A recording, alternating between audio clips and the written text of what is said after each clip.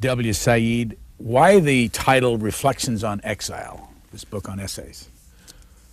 Well, first of all, it's the title of one of the essays in there, which I wrote in 1984, and which seemed to me to capture, for my purposes at any rate, the condition of being somebody away from the place that he was born and belonged to, which was my condition. And I tried to generalize out from that to a more widespread modern condition of exile, of uprootedness, of migration, of immigration, of expatriation, and so on. Where are you the happiest today? I think probably on a plane. I live in New York. I don't think I could live anywhere else. And I find New York's anonymity and sort of volatility terrifically energizing, but I myself live a very quiet and quite sedentary life. I'm a creature of the university. I've been at Columbia since the early 60s, and I live on the campus, part of the sort of campus ghetto. And my trips downtown are few and far between, Columbia being uptown. So I like that. My kids grew up there, and I find New York, strangely, a place of rest from lots of migration and travel. For myself, I travel a lot. What's Columbia like for you?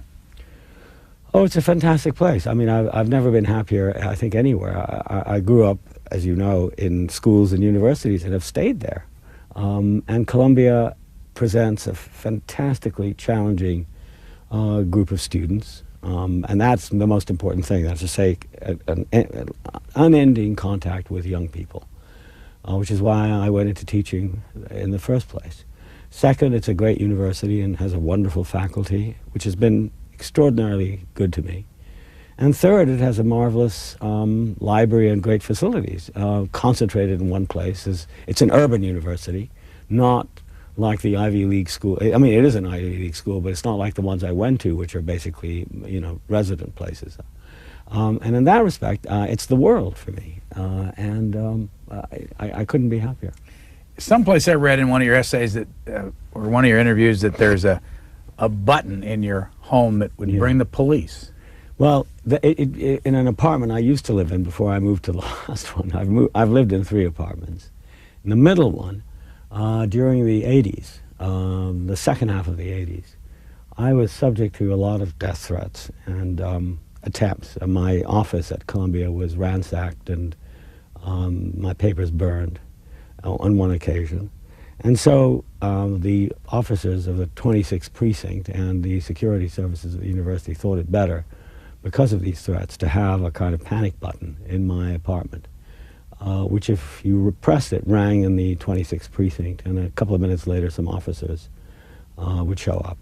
We never had to use it. It was only used once, as it turns out, by a house guest who thought it was, a light switch. Pressed it, and there were these 6 officers there confronting the poor woman who was scared out of her wits. Why did people want to harm you? Well, because of my positions on Palestine. I mean, I've been a kind of outspoken activist on behalf of Palestinian rights since the '67 war. And then during the '70s, because of my writing and I would appear on television, I became quite recognizable. And so there's a lot of strong feeling.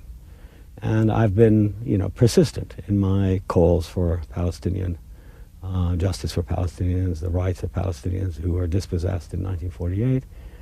And this is in New York, and because I take no particular precautions, my life is, quite open. I just go to the university, give talks, and so on. There have been attempts made by the extremists who have tried to do away with me.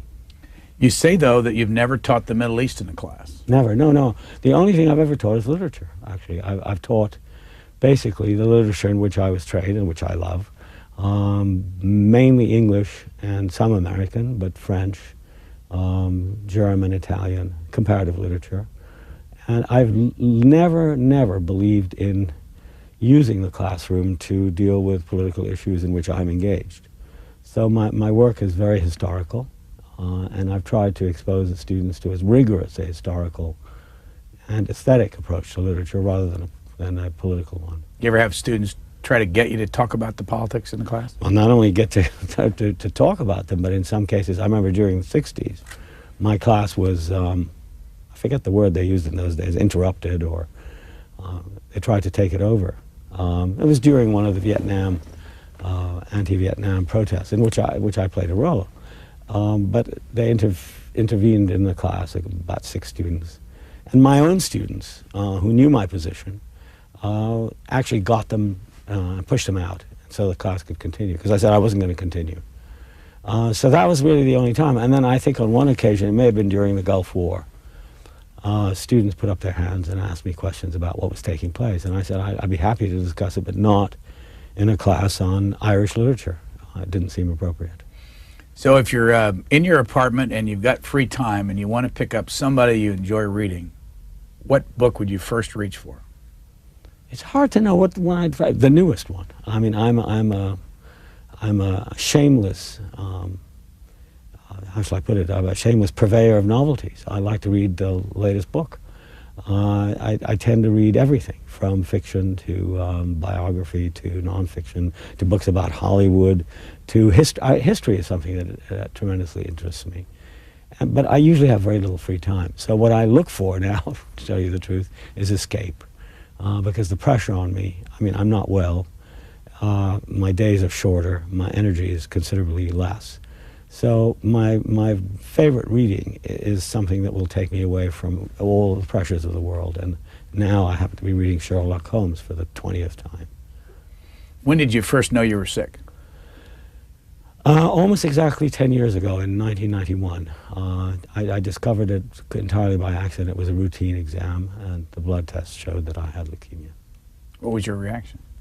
Well, you know, when you get a verdict like that, the reaction is usually denial, or it's a mistake, or, well, it's not that bad. I was in London at the time, and my wife I'd rang her up to find out the results of some cholesterol thing I was worried about.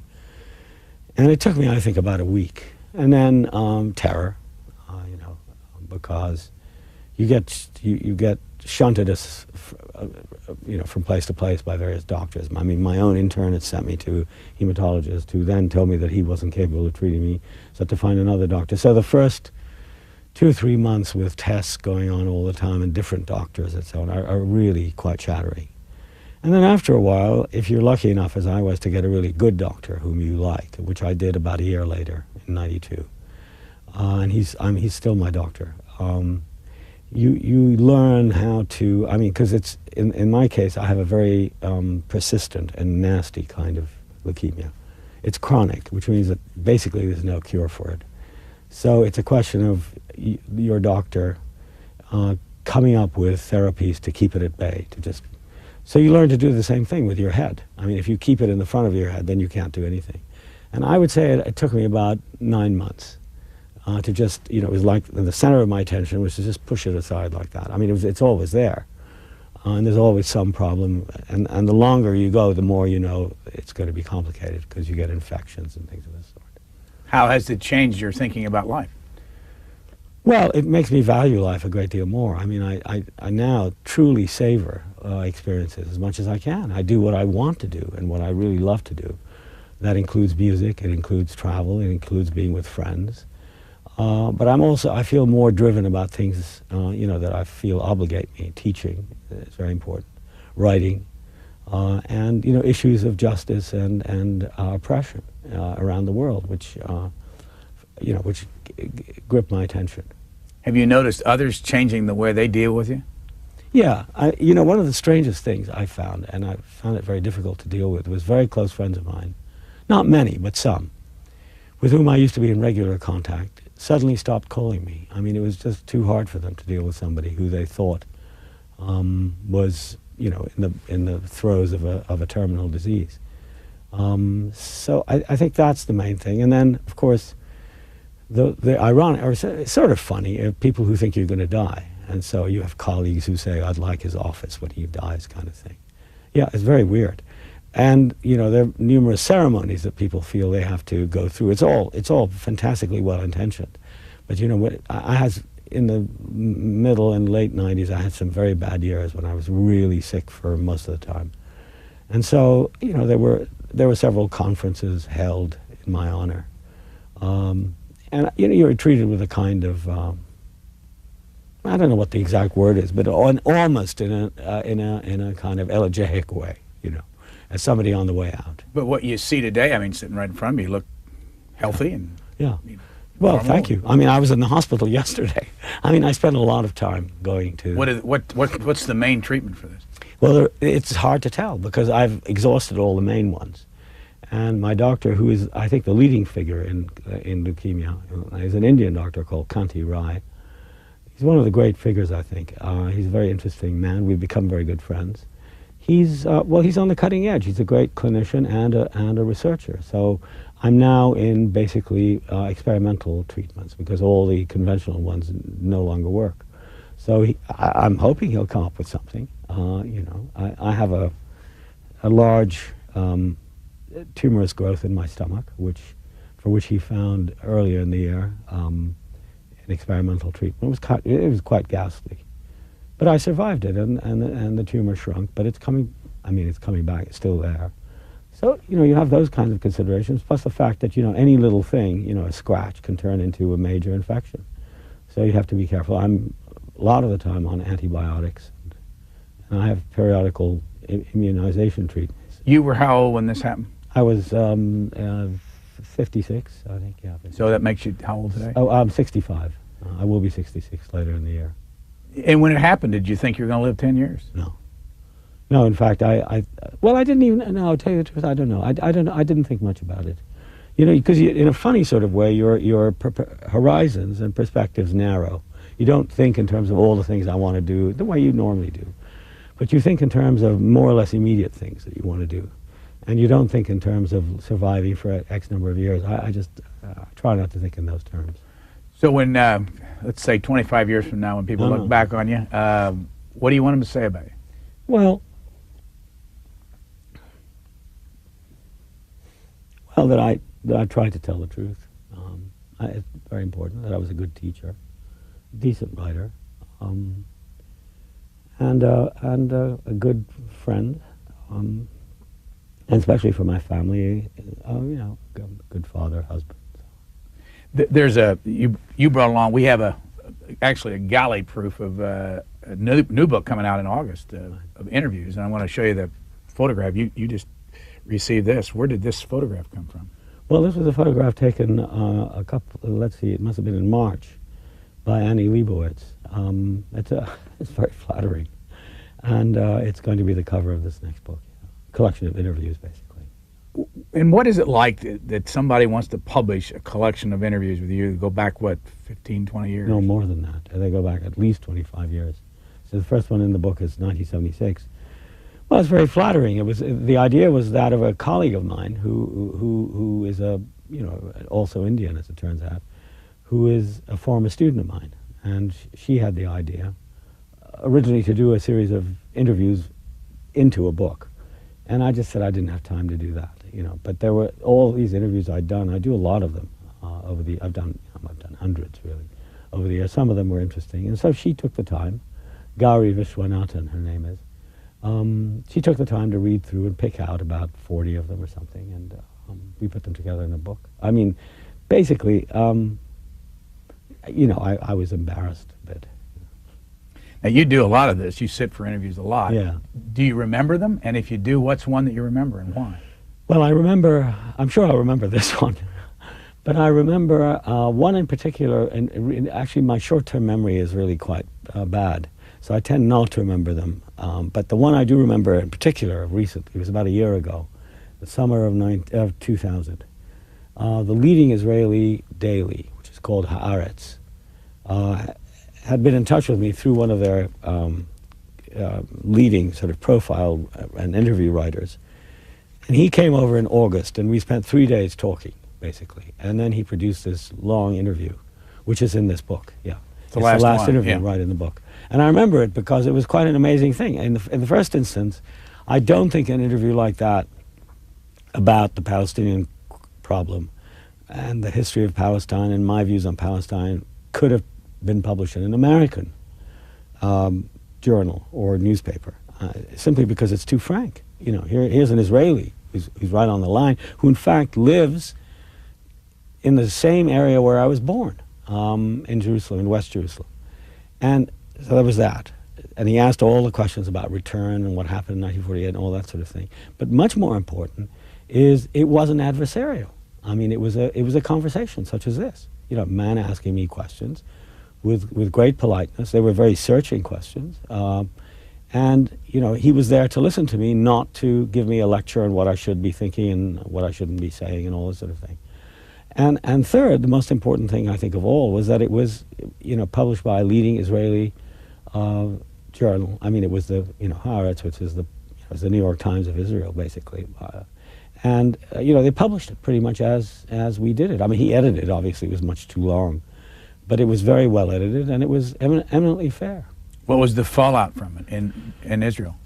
Well, I don't really know because I don't read Hebrew. But, you know, there was a lot of discussion of it. And it was published, I think, just a few days before the Intifada began on the 28th of September. I think it was published in September. So it came at a rather sort of opportune time in a way. I want to go back because you say that in the deck of this interview leading up to it that, as you just said, this was not the first interview I had with Israel's leading daily, but it was certainly the largest and the best prepared. Ari Shavit spent 3 days talking with me in early August 2000 in New York. That's not very long ago. What is striking about such an interview is that it could and, of course, did appear in Israel, but certainly not in the United States. Take a little time and tell us now what you could not say in an American newspaper, in your opinion, about the situation in Israel and Palestine. Oh, what I did basically was to trace current events in the Middle East. I mean, certainly as regards Palestine and the Palestinians and Israel and the Israelis, back to the events of 1948, which are simply forgotten about. And I talk about the peace process, which I do in a very critical way, and show how the peace process. And I think I was prophetic about this. I think he mentions it, because almost from the very beginning I was critical of them as not really dealing with the fundamental question, which is Palestinian self-determination. And in a kind of cosmetic way, trying to keep Israel basically in charge of the territories. So there was that. Third, there was the whole question of what had happened to the Palestinians. I mean, I talked about Palestinian suffering, which is central to the you know, as suffering, ironically, at the hands of a people that had themselves suffered so much, the Jews. I mean, these are tough questions. And he listened, and he may not have agreed with me, I'm sure he didn't, but at least he thought it was worth listening to. And that is simply not the case in journalism in this country. You cannot, in a sustained way, do this. Why? Well, I think the prevailing discourse is very, very closed. It's dominated by the Zionist point of view, which is, I think, much more extreme, much more closed-minded, I think, than the Israeli equivalent. And what's ironic about it, too, is that these are people who live in America, who are entitled to go to Israel. I'm talking about American Jews, who are supporters of Israel, but prefer to stay in America and sort of fight to the last Israeli. It's an act of supremely bad faith. And they're absolutely closed, and I would think even narcissistically closed to the experiences of other people, namely the Palestinians. I mean, there's no way that you can think of the history of Israel without thinking of what happened to the Palestinians, and that simply isn't done in this country, where, you know, self-affirmation and sort of the Zionist myth of liberation and independence completely ignores the narrative of the Palestinians. Explain this. Several weeks ago, Jackie Mason is a comedian, and a fellow named Felder wrote a column in the Washington Times in which they accused the New York Times of being anti-Israel. Well, the New York Times has one or two columnists occasionally, you know, Thomas Friedman being one, and Anthony Lewis, who writes only once a week now, who express criticism of Israel's policies on the West Bank and Gaza. But they're by no means anti-Israel in the sense that they think that the establishment of Israel was, for the Palestinians, a catastrophe, which I think it was. And I think that's about it. But historically, what's interesting is that the New York Times was not, during the 40s, at the time of Israel's establishment, was actually anti-Zionist. It's true. It was not for a Jewish state in Palestine, for whatever reasons. You know, that's irrelevant. But that history has continued, even though during the editorship of people like Abe Rosenthal, who is a right-wing Zionist, basically, the paper and its editorial policies have remained staunchly pro-Israel. I mean, critical of what Israel does, like it would be critical of the United States. Israel is not a sacred state by any means, and I mean, the idea that it shouldn't be criticized is preposterous. But for example, I'll show you what I'm trying to say. Since the Intifada began on September the 29th of 2000, and, there have been many, many columns written, except for one, which was written by a Palestinian who now lives in Jordan and is very much pro-peace process, and a Palestinian who is an American professor at the University of Chicago. There have been no representations of the Palestinian point of view in the New York Times op-ed page. I used to write for them a lot in the 70s and the 80s and I think even in the 90s. They got in touch with me once, and I had just written something for The Nation. I sent it to them and never heard from them again. That's what I'm trying to say. Define some things, some simple things. They're not simple things, but they're just simple questions. Yeah. What is a Zionist? Zionist is somebody who believes in the establishment of a Jewish homeland, and I would say in Palestine, although originally it was just the idea of a Jewish homeland. It's an idea that has come and gone over the years. When did it start? Well, it's difficult to tell because the Jews were an exiled people, back in the first century. But as a political movement in the modern period, I'd say it began towards the end of the 19th century as an organized political movement, at the end of the 19th century. And what's Zion? Zion is, of course, Israel, and they want to establish a continuation of the temple that was destroyed by the Romans. What's Palestine? Palestine is a historical area, which is, I guess, what today Israel would be, right? Including the West Bank and Gaza. And it has a long history, but it's not a history exclusively associated only with Jews. I mean, it's an area, has a history of 10,000 years.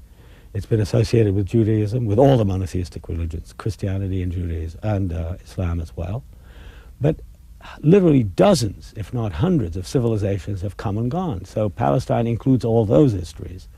Arabs, Ottomans, Byzantines, Greeks, Romans, Parthians, Philistines, Moabites, Jebusites, people you've never heard of, have had a stake in Palestine. So for us, Palestine is that long history, including that of the Jews, but that's just part of it. And 20th century Palestine is basically an Arab land where the preponderance of the inhabitants were, in fact, Palestinian Arabs, until 1948, when 2/3 of them were driven out. And you were born in what year? I was born on November 1st, 1935. Where? In Jerusalem. Why is that so controversial? Your birth in that city. Well, I don't think the birth is controversial. The fact that you... No, it's not. That isn't even. That's never been an issue. I mean, I have a birth certificate, and it's clear that I was born there. No, the question is whether. It was raised by some, in my opinion, nut who seemed to have nothing better to do than to spend 3 years researching my early life, which was a fairly peripatetic life. My father was a businessman from Jerusalem who emigrated to the United States in 1911 and then went back to Palestine in 1920 after serving in World War I. And he went into business with his family and established a business in Palestine and then expanded the business into Egypt in the late 20s. And so he spent a good bit of his life in Egypt, but also in Palestine, back and forth. And I was born in one of these trajectories. And most of my early life was spent in Cairo, but it was also spent in Palestine, where all of my family was. I mean, all my extended family, on both sides, my mother's family and father's family. And also in Lebanon, since we had a summer place in Lebanon. My father was very well off, very successful businessman.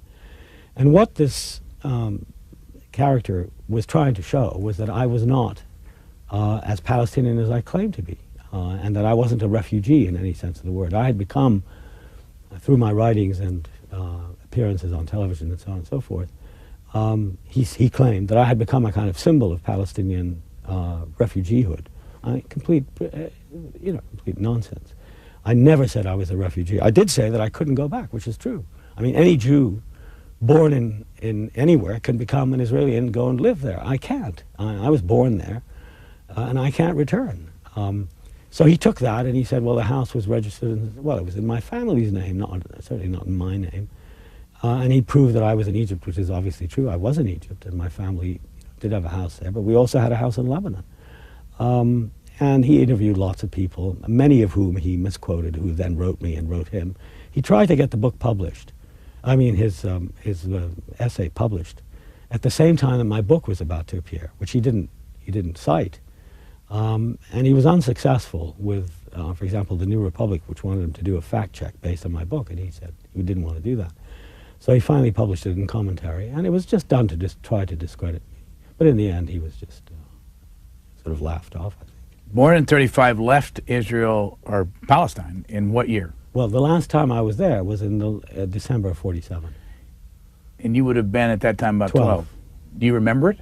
Oh, very well, of course. Yeah, I remember. I mean, I went back for the first time in 45 years in 1992, and I went, found the house I was born in, my family's house, which is now the headquarters of the International Christian Embassy, believe it or not, a fundamentalist Christian, pro-Israeli right-wing group. And it's become an office. It's in a lovely part of Jerusalem, perhaps the nicest part of Jerusalem. And it's interesting that when I went in 92, I got from my cousin, who is the last member of my family to leave the house. He's 82 and lives in Toronto. He gave me a copy of the deed, and I had it with me. And it was a very emotional visit for me because it was, I mean, I spent a good part of my childhood there. Yeah. So what were the circumstances in 47 leading toward the creation of Israel? Well, it was a disorganized Palestinian population, by far the largest number of people in the country. There had been, since the end of World War I, when the Balfour Declaration promised Palestine as a home for the Jews. Britain was the great imperial power of the day.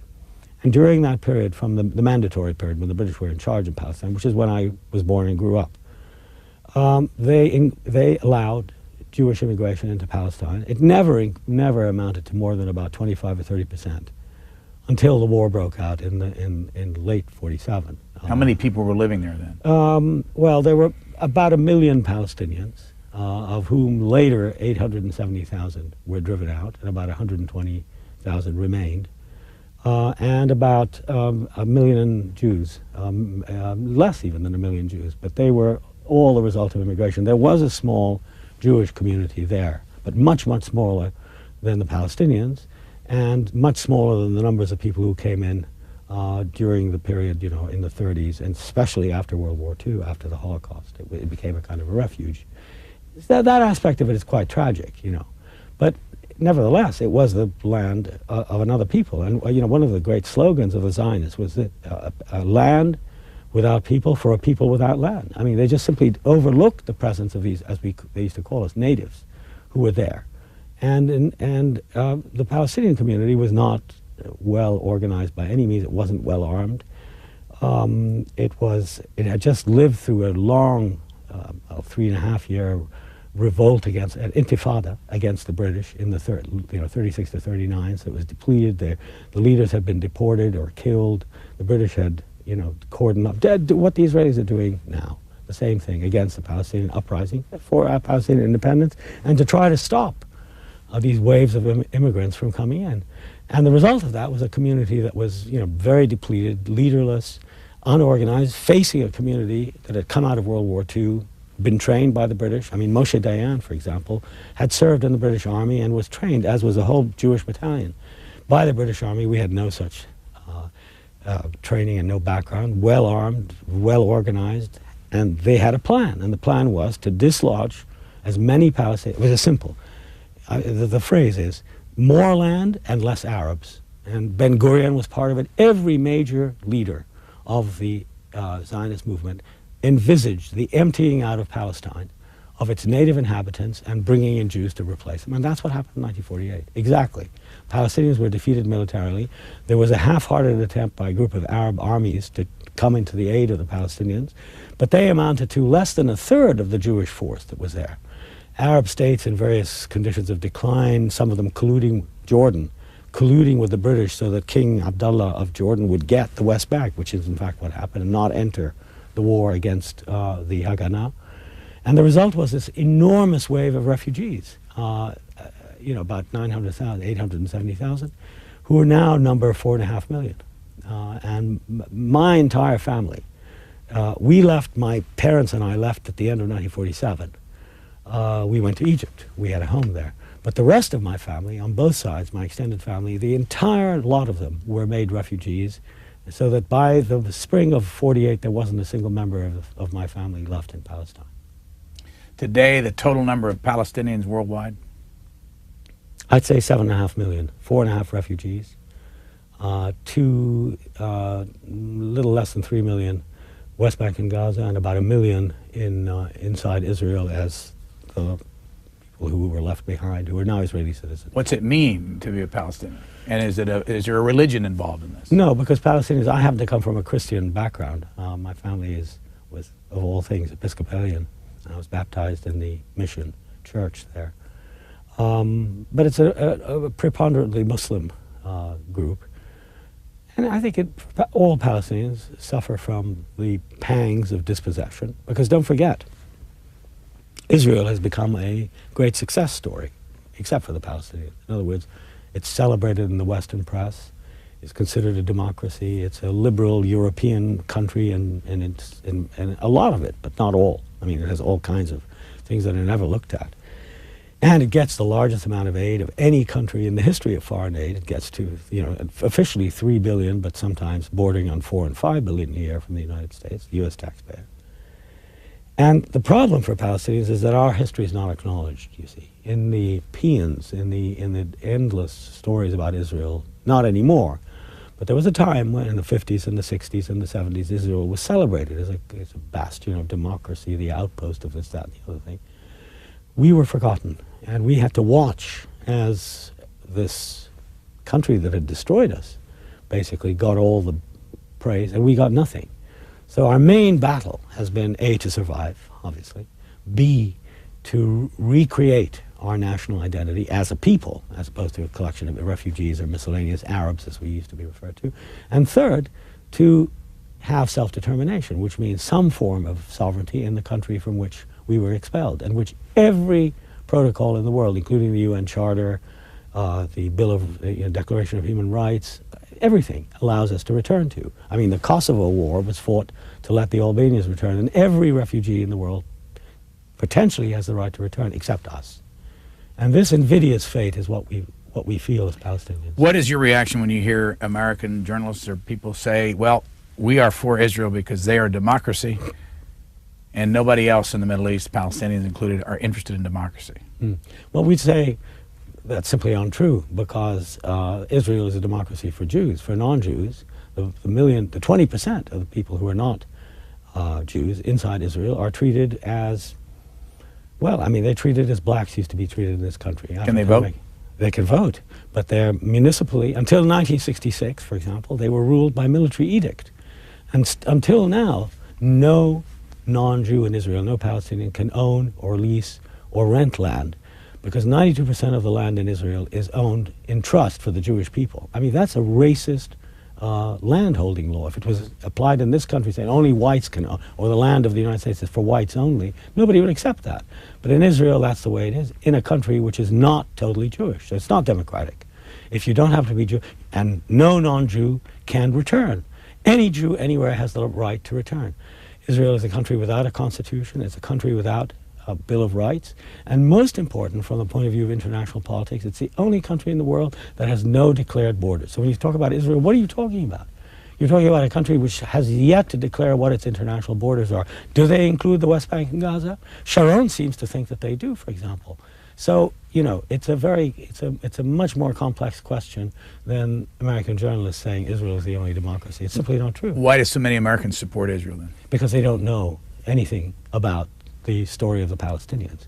And Palestinians, I should say, by the way, including myself, have been in the forefront of criticism of Arab anti-democracy, the fact that so many of the Arab countries are ruled tyrannically, that they're the abrogation of human rights. But the irony, I mean, we come back to irony again, is that these countries, like Saudi Arabia, like Egypt, like Jordan, are supported by the United States. I mean, those of us who come from the Arab world, I'm an American, I'm an Arab American.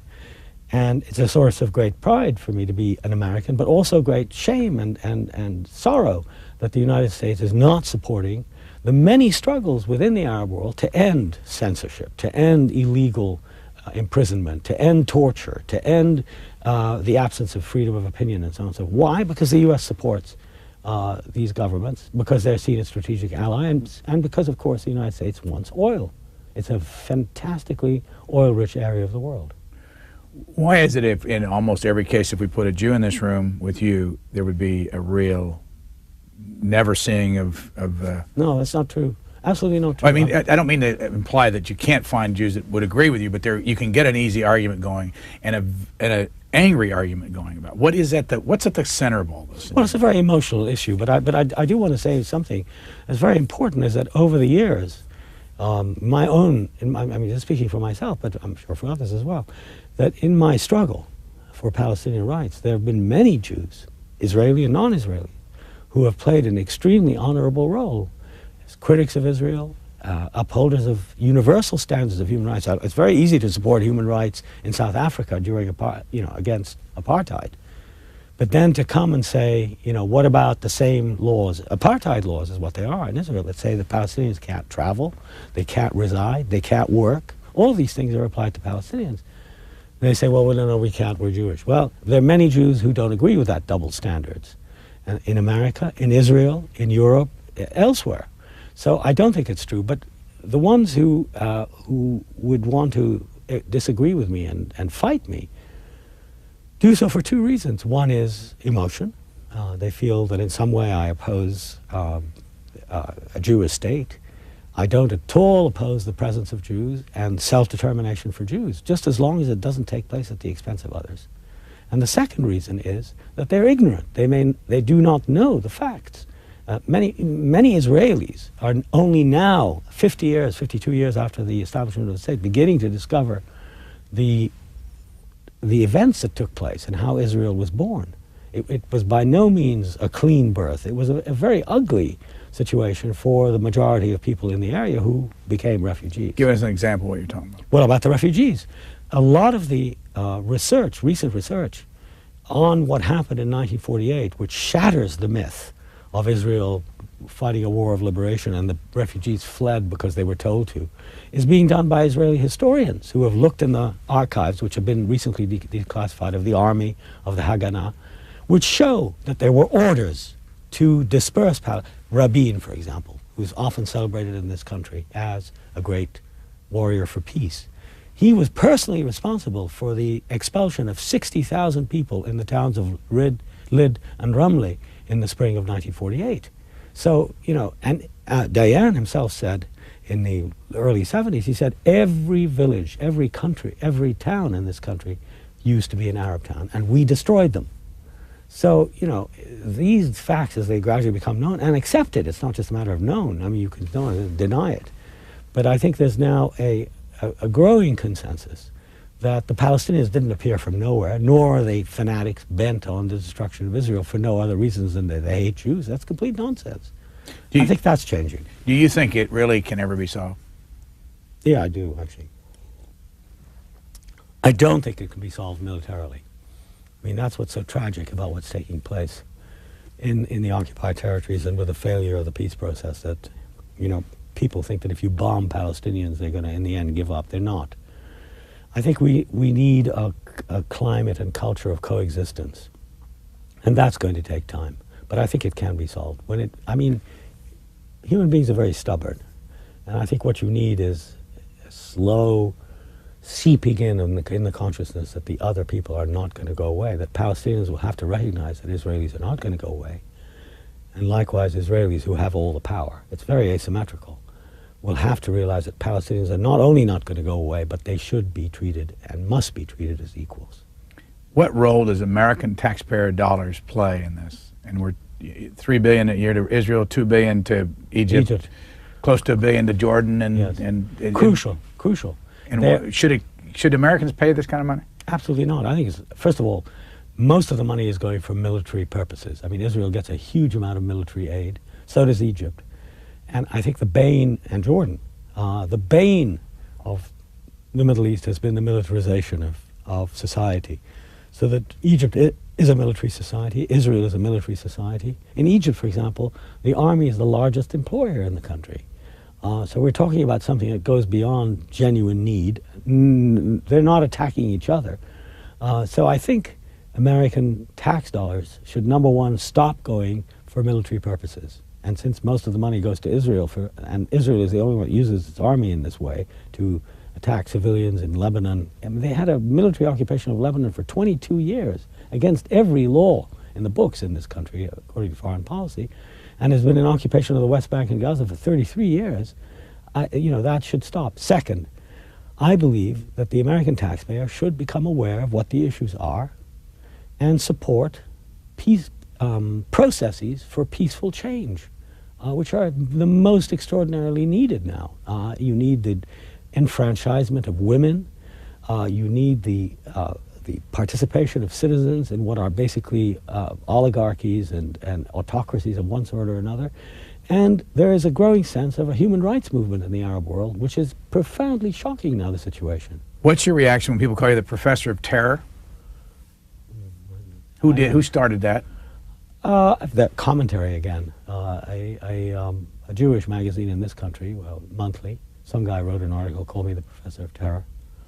Sort of libelous. It passed. Does this come out of were you on the National Council? I was a member of the Palestinian National Council. For how long? I was in it from 1977 to 1991, 14 years. And as a member, what did you do? I went to 3 meetings, basically. That's what I did. Where were they? One meeting was in Cairo, one in Amman, Jordan, and the third one in Algiers, 1988. Were you close to Arafat? I knew him very well, actually, until the period of the Gulf War. Why is he always maintained? How does he always maintain his power? Well, he's probably the most brilliant politician of survival, I think, that the modern period has seen. He's in his own way extremely effective with his people. He can be very engaging, but I think he has become, unfortunately, really he has a tendency to identify Palestine with himself. I mean, he thinks he is Palestine, Palestine is he. And of course, he does have the control of the budget, which is very important. Where does he get his money?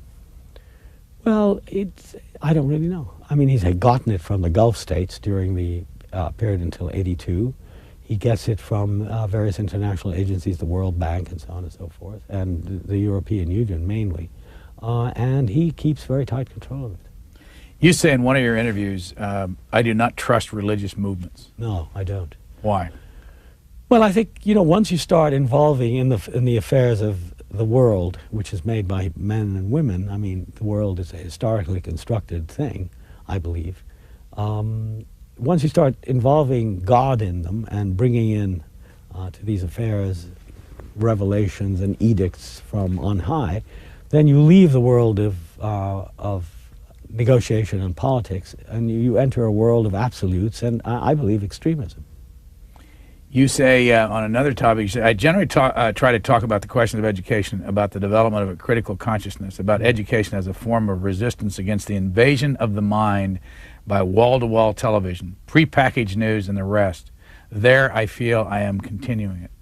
What are you worried about on the wall-to-wall television, prepackaged news, and the rest? What impacts that have on the United States? Well, I think very, very much. I mean, if you think that most Americans get their news from television, and television devotes very little time to coverage of the world outside the United States, and you get really basically very simple and homogenized images. For example, if you say Islam or Palestine or Arab, you immediately think of terrorism, and it's that kind of simple, inadequate ahistorical coverage that worries me. But it's not only television. I think that's true even inside the academy, in the university. People just say, "Oh yeah, Swift, he was an Irish writer and he was very angry." I mean, that's inadequate to describe a writer like Swift. So I think the role of the teacher and the critic is always to expand, to question dogmas and simple assertions, and to show people alternative routes by which they can achieve greater understanding and critical understanding.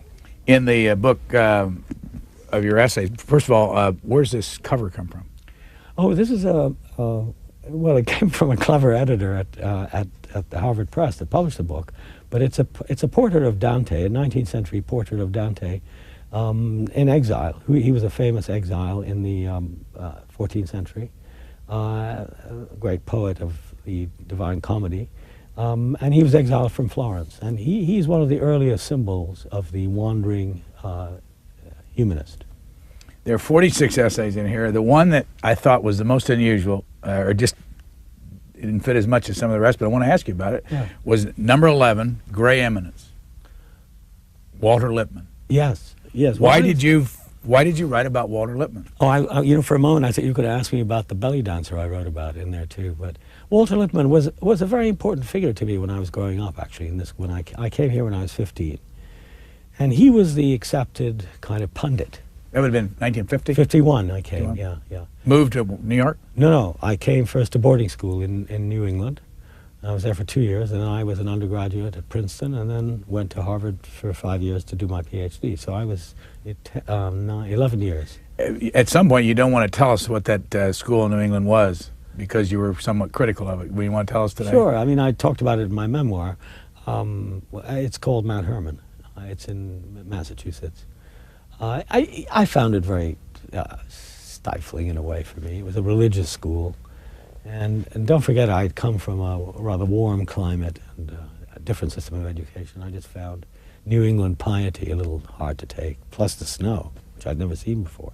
But anyway, about Lippmann. Lippmann is, I think, tremendously interesting to me because he's exactly the opposite of what I am. I mean, he was a man of such respectability and authority that, his words were taken for, fact.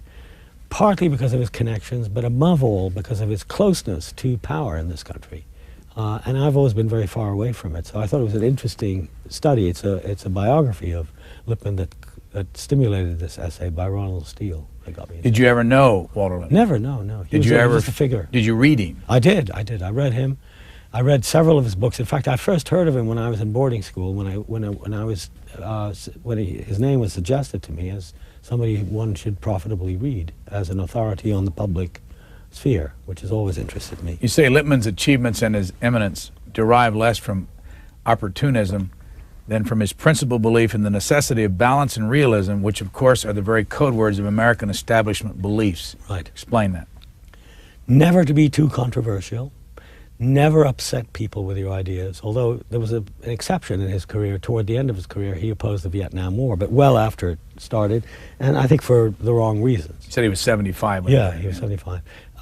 Third, make sure you talk in the accepted lingo of the day, the lingua franca, what people want to hear. In other words, it's cliches, uncontroversial above all, and with a certain amount of grave authority. And that, I think he was a master of that. You say before World War I, he was a radical socialist. He dropped that for muckraking journalism. Then he shifted to liberalism, to pragmatism, whose philosophical elements he had picked up while studying under William James. And then finally to national prominence as a pundit who wrote regularly for the New Republic, the New York World, the New York Herald Tribune, and the Washington Post and Newsweek. Now, admirable career. He left socialism far behind.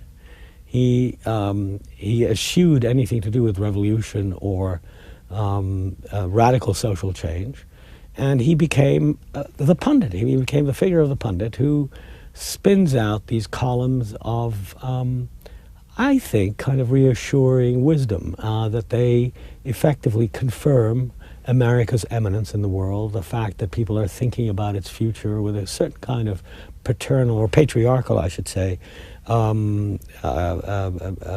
benign concern, and above all, it doesn't trouble the conscience. I mean, it's really stuff that keeps you going as you are. It doesn't say stop. What we are doing is immoral.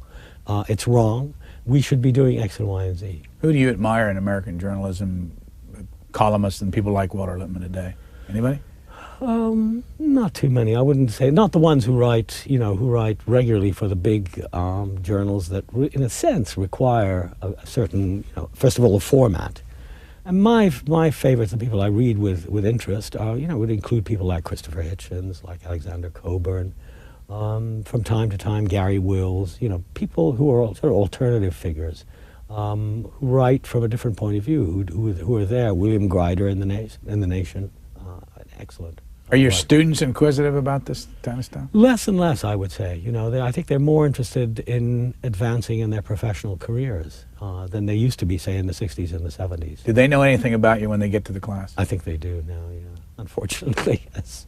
And probably come to the class but partially because of my reputation. How many classes do you teach a year? Well, when I can, I teach 2. But the problem with my teaching in the last, I would say, 5 years has been that it's intermittent because it's constantly interrupted by long periods of treatment and sickness. So it's hard. I don't like to teach a class and then drop it. So unless I can see a period without severe treatment, I try not to teach. Are you teaching now? No, I'm not teaching right now, no, because I had a bad 4-month period recently. But I taught I taught last year, but not this year. Just because you mentioned it again, do you recommend, a lot of people watching this probably have the same thing you've got. What do you recommend? And for those who don't have anything wrong with them, how do you deal with it? How do you deal with it besides pushing it off a little bit? Well, first of all, I think it's very important to confront it. Most of us go through various phases of denial. And I think it's terribly important to face up to what you have and cut it to size. That's number one. I think number two, the most important thing in the long run is to get a doctor you like, because it's a long-term thing. It's not just a one visit business. You have to keep seeing the doctor over and over again. So I think a doctor you trust and like is terribly important. And third, trust in your doctor. It's the same as the second, really. What kind of a family do you have? I have a son who is 29 and is a lawyer, and I have a daughter who's 27 and is an actress. Where are they? They're both in New York. And are you married? I'm married, yeah. What's your wife like? My wife is a Lebanese woman who is the still point of the turning world. She's a very calm, extremely self-possessed, amazing woman of great strength. She's a banker, but she is the sort of anchor of our lives. Where did you meet her? I met her in Lebanon in the late 60s. And we've been married since 1970 for, 31 years. Yeah. If she's Lebanese and you are Arab and you're there at Columbia, Palestinian, there are a lot of Jews around that school. How do they deal with you on a day-to-day basis? Pretty normally. It's quite strange. Columbia has a reputation for being a Jewish university. A lot of the students are Jewish, and many of my friends and colleagues in the faculty are also Jewish. And, it never really seems to come up. They know who I am, certainly. I've never been secretive about it. And most people talk about it openly. Our closest friends tend to be from other parts of the world in the United States, but lots of American friends, many of them Jewish, as it turns out. So it's not a problem in everyday life, really, at all. Another one of your essays, number 42, on defiance and taking positions. Mm-hmm.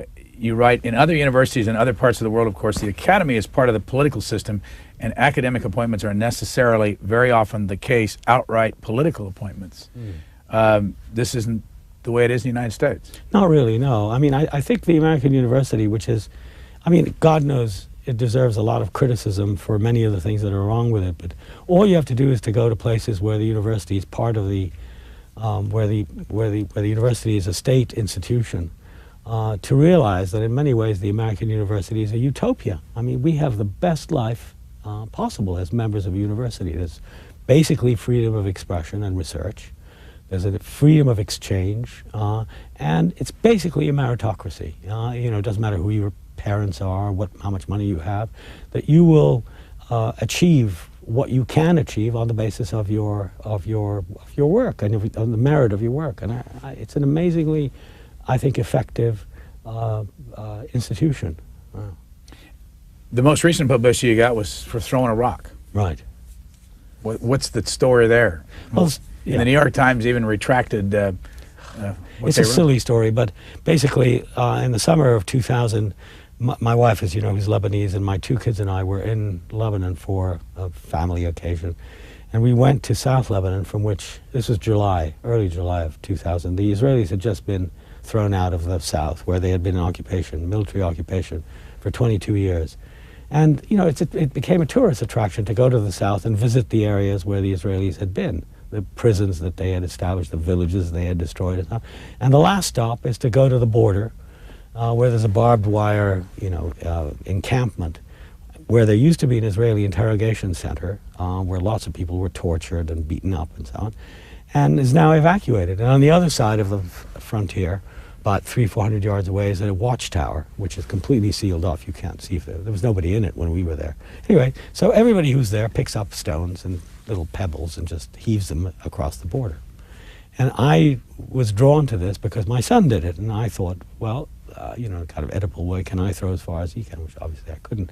There was some photographer there, took the picture and sold it to the press in Beirut, and the picture then went around the world and became a kind of silly cause célèbre. I think blown out of proportion in order to shield people from what in fact had happened in South Lebanon, which was a horrible story of occupation and torture and destruction on the part of the Israelis.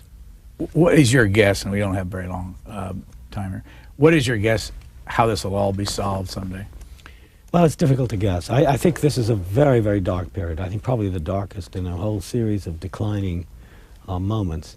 But I think in the end, a formula, and in other words, when more people on the Israeli side, because they're the ones with the power. I mean, they're a nuclear arsenal. They have a fantastic air force, army, etc., navy. When they realize that they cannot bring the Palestinians to their knees, I think then, and what's interesting is that many young Israelis, this hasn't been widely reported, are refusing reservists, are refusing service on the West Bank and Gaza to try to put down the Palestinians.